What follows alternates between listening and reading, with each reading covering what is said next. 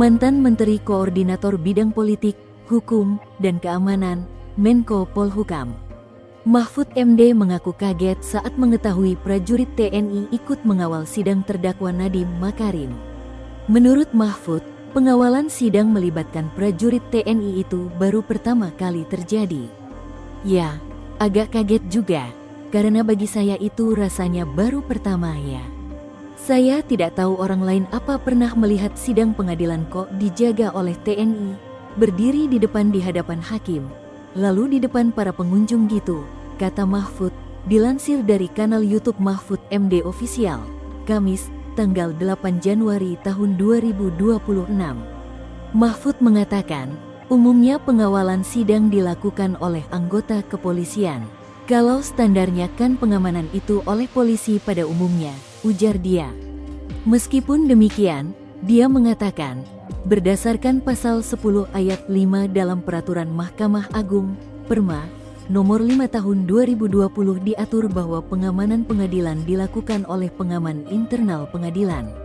Kemudian pada pasal 10 ayat 6 dalam Perma 5/2020 diatur bahwa pengamanan sidang bisa dilakukan Polri atau TNI apabila perkara menarik perhatian umum.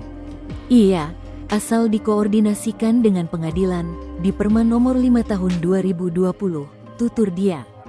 Mahfud menuturkan, kasus yang menarik perhatian yang dimaksud yaitu terorisme, pembunuhan berencana dan lainnya. Kalau terorisme, pembunuhan berencana menarik perhatian. Kalau korupsi biasanya menarik perhatian tetapi tidak membahayakan juga. Bisa cukup pengamanan internal. Kalau terpaksa, ya polisi, ucap dia.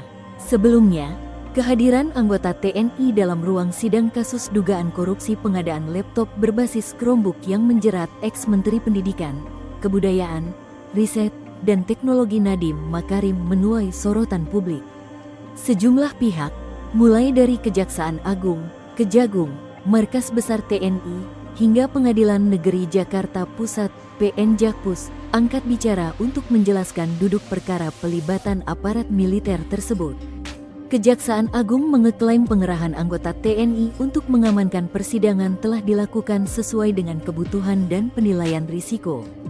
Direktur Penuntutan Jaksa Agung Muda Tindak Pidana Khusus, Jampitsus, Kejagung Riono Budi Santoso mengatakan, pelibatan TNI tidak dikhususkan hanya untuk sidang dengan terdakwa Nadiem Makarim.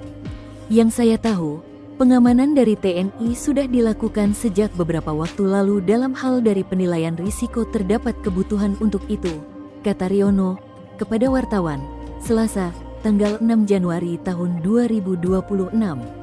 Menurut Riono, pengamanan dengan melibatkan unsur TNI dapat dilakukan dalam berbagai kegiatan kejaksaan, khususnya di lingkungan bidang tindak pidana khusus, sepanjang dinilai perlu berdasarkan pertimbangan risiko.